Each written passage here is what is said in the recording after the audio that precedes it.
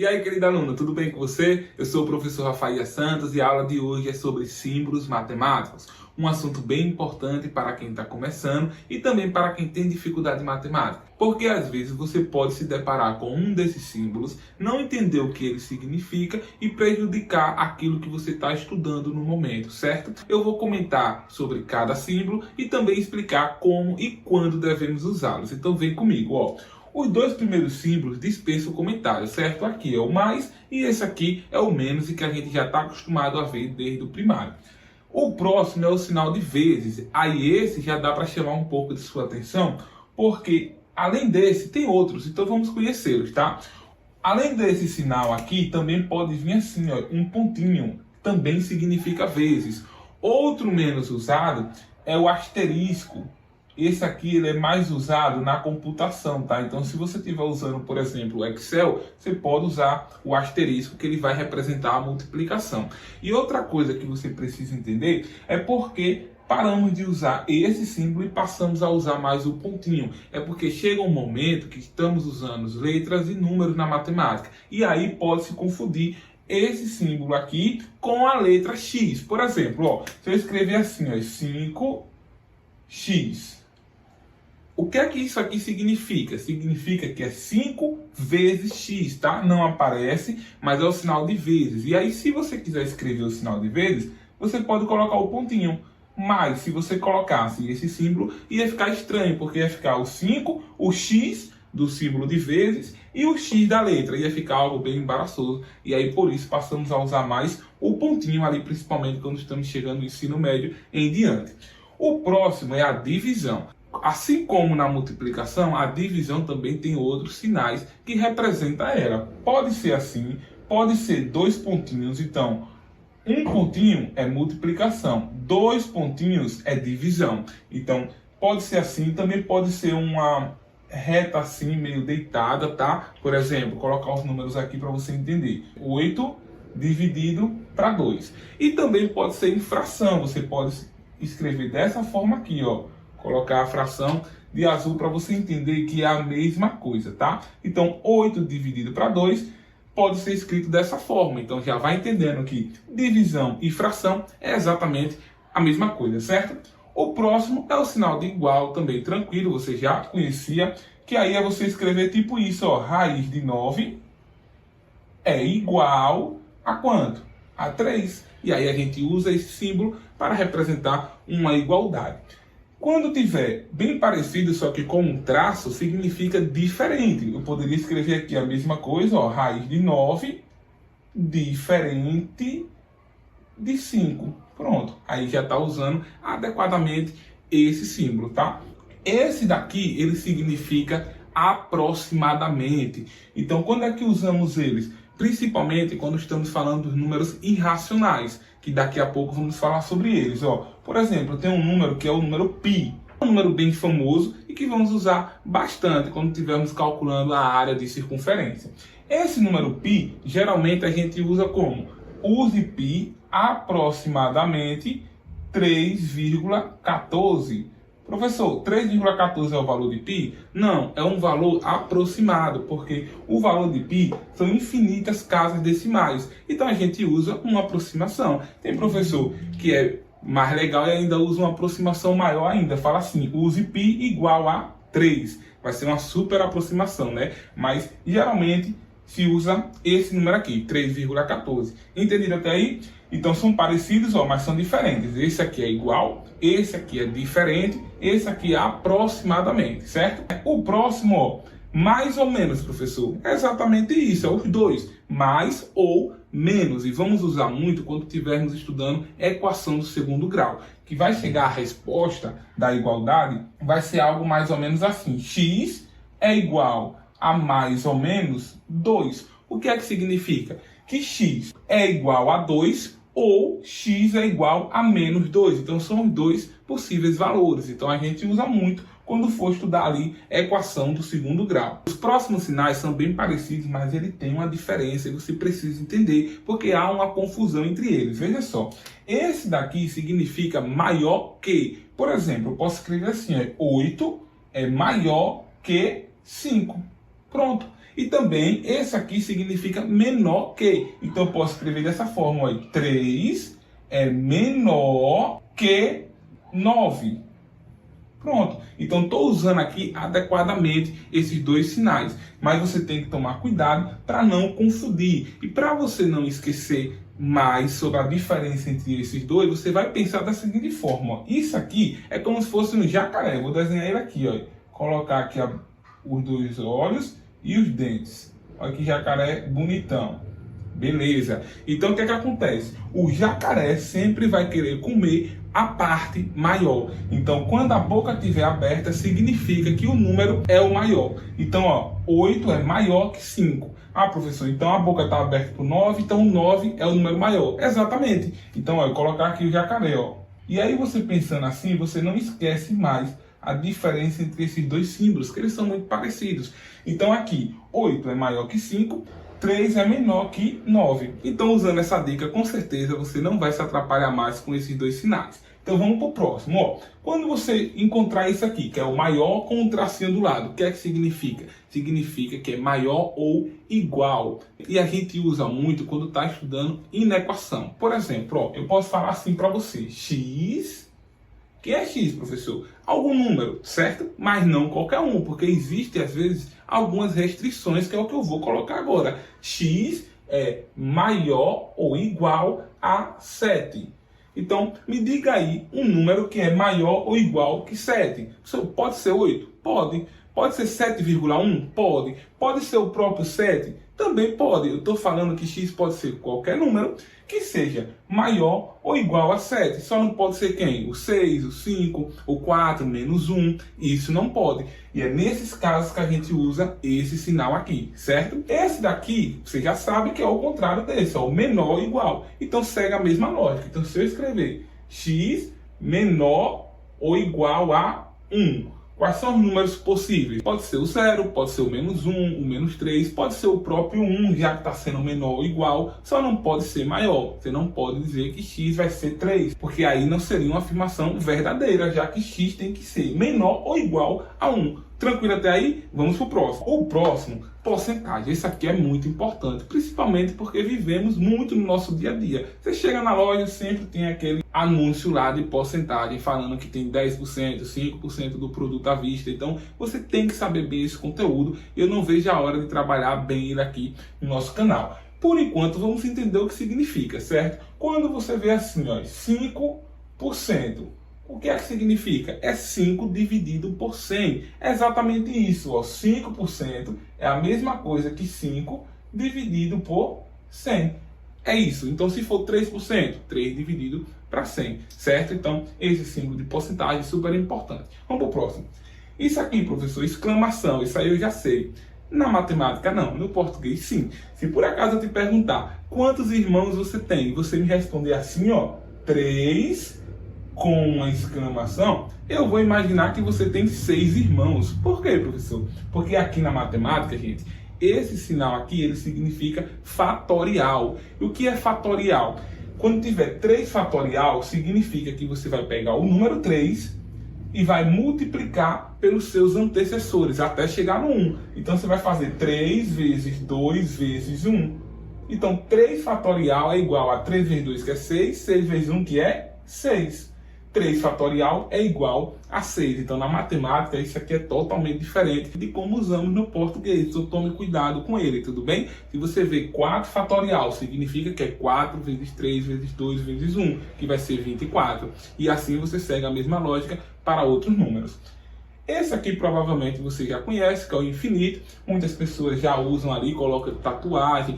Mas o que é a ideia de infinito? Por exemplo, os números. Não existe o maior. Você fala 100, você fala 101. Você fala 1000, você fala 1001. 1 milhão, 1 milhão e 1, 1 milhão e 2. Então, sempre vai ter um número maior que o anterior. E essa é a ideia de infinito. O próximo símbolo aqui, que é como se fosse um U, já te ajuda a lembrar do nome dele, que é união. E quando é que a gente vai usar ele? Quando estiver trabalhando sobre conjuntos. Por exemplo, vou colocar aqui 2 conjuntos bem simples. O conjunto 1, 2, 3 e o conjunto 3, 4. Pronto. Só para você entender a ideia, tá bom?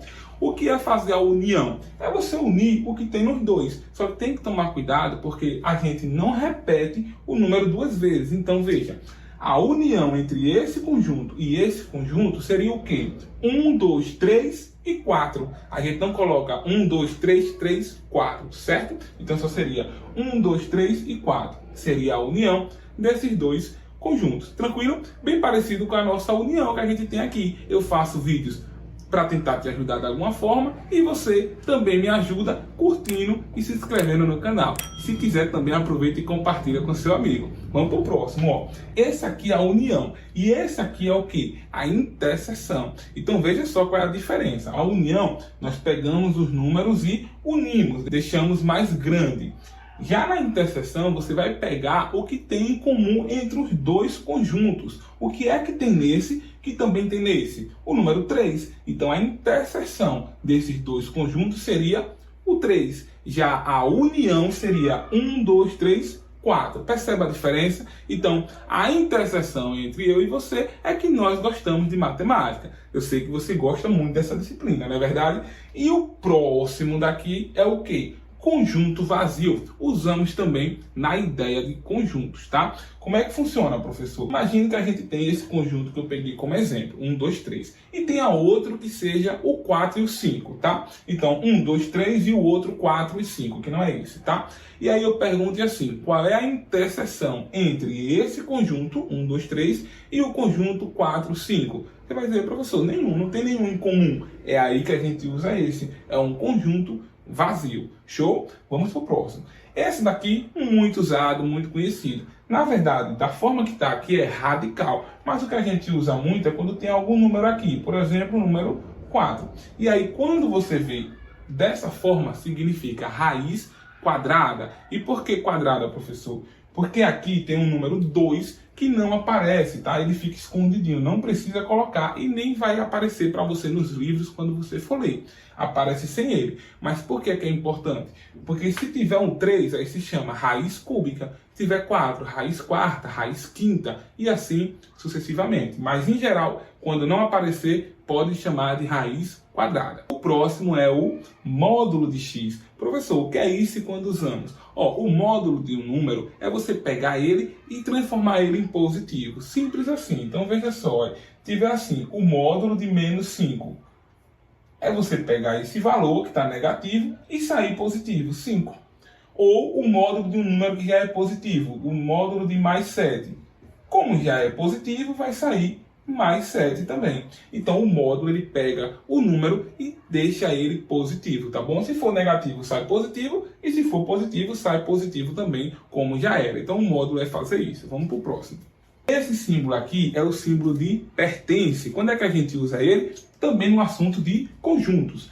Cada um desses aqui, ó, é um elemento, certo? Um elemento do conjunto. Então a gente usa esse aqui para dizer que um elemento pertence a um conjunto. Por exemplo, eu tenho 1, 2 e 3, né? Então eu poderia escrever assim, ó, o 2 pertence ao conjunto 1, 2, 3. Pronto, é assim que a gente usa, tá vendo? Ó, o 2 ele pertence a esse conjunto. Já quando tiver um tracinho, significa que não pertence. Então eu poderia escrever assim, ó, 5 não pertence ao conjunto 1, 2, 3. Então, bem tranquilo ali de entender a semelhança. Quando tiver sem o tracinho, pertence. Quando tiver com o tracinho, não pertence. Tranquilo, não é verdade? O que confunde muito esse símbolo são esses dois aqui, ó, porque eles são bem parecidos. Veja só, pertence e não pertence. E esses dois aqui é contido e não contido. E qual é a diferença? Veja só, viu? Aqui, o pertence a gente usa com elementos. Ó, o 2, que é o elemento, pertence a esse conjunto. Já o contido a gente usa entre conjunto e conjunto. Por exemplo, eu posso dizer que esse conjunto menor aqui, ó, o conjunto 1, 2, ele está contido. Olha a diferença. Quando for elemento, a gente usa pertence. Quando for conjunto, a gente usa contido. Então, esse conjunto está contido nesse outro conjunto aqui maior. 1, 2, 3. Então veja, esse daqui está contido no outro, está dentro, tem perfeitamente os elementos dele, todos os elementos dele estão nesse outro conjunto. E é assim que a gente usa. E esse aqui é o contido, que é justamente o contrário. Por exemplo, eu poderia colocar aqui, ó, esse conjunto não está contido nesse outro conjunto aqui. 1, 2, 3. E é assim que a gente usa, tá bom? É bem tranquilo, mas tem essa semelhança e você tem que tomar cuidado quando for estudar o assunto de conjuntos. Aqui a gente usa para elementos e aqui a gente usa para relacionar conjuntos com conjuntos. Os próximos, se você está acompanhando o canal desde o início, você já sabe, pelo menos quase todos aqui, porque eu já fiz um vídeo sobre conjuntos numéricos e aqui é exatamente isso, tá? Quando você vê o N com um tracinho, significa números naturais. O que são números naturais, professor? É o número da contagem, tá bom? Então, o 0, o 1, o 2, o 3, e são infinitos. Então, tem o N com um tracinho, números naturais. Tem o Z com esse tracinho, números inteiros, que a diferença dos naturais para os inteiros é que os inteiros eles também têm os números negativos e os naturais só são os positivos. Aqui eu estou resumindo, tá bom? Então, para você ter uma noção aqui, se você perdeu a aula que eu falei detalhadamente sobre esse conteúdo. Os racionais, que é o Q com o tracinho, além dos naturais e os inteiros, eles são os números escritos em frações, ou os números escritos com vírgula. Por exemplo, 3,5 é um número racional. Veja, o número inteiro não tem vírgula, o número racional já tem, ou pode vir assim também em fração. O I, dessa forma, são os números irracionais, que é o que eu comentei naquela hora da aproximação, tá? O número π, ele é um número irracional, porque existem infinitos números ali depois da vírgula. Então o π, a raiz quadrada que a gente não consegue calcular, por exemplo, a raiz quadrada de 3, coloque na sua calculadora que você vai perceber que aqui vai dar um número que existem infinitos números ali depois da vírgula. Claro, a calculadora vai fazer uma aproximação, mas é exatamente dessa forma que a gente sabe quando é um número irracional, tá bom?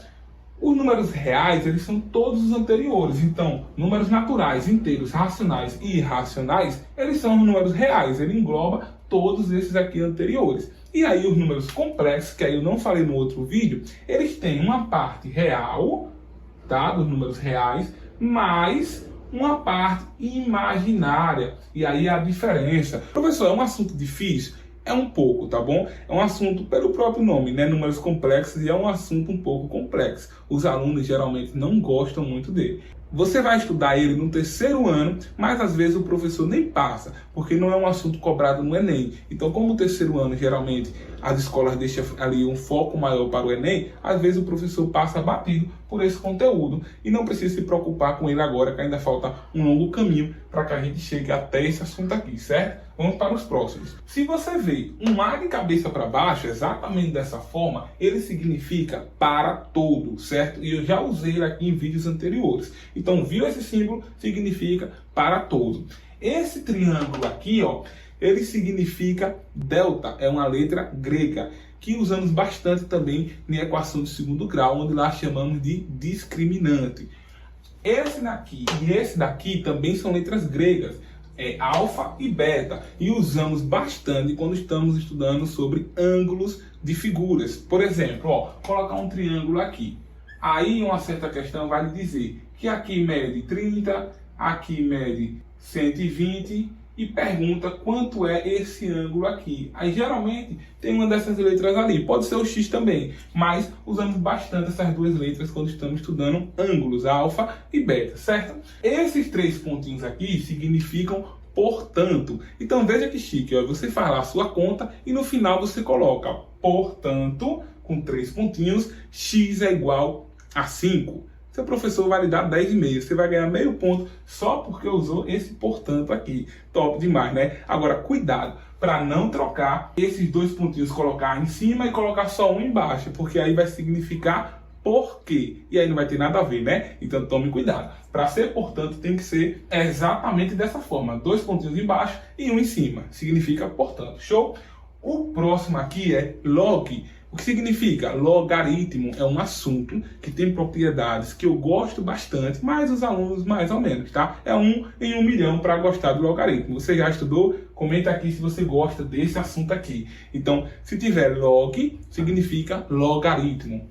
Os 4 eu deixei para o final, porque são símbolos que usamos bastante quando estamos ali no ensino superior, tá bom? Então, se você for cursar matemática ou alguma engenharia, física, você vai ver bastante esses 4 símbolos aqui. No ensino médio é bem pouco, às vezes nem vê. Que são eles? Ó, limite. Esse Y' aqui significa derivada. Esse daqui, que parece um S, né, um pouco inclinado, significa integral.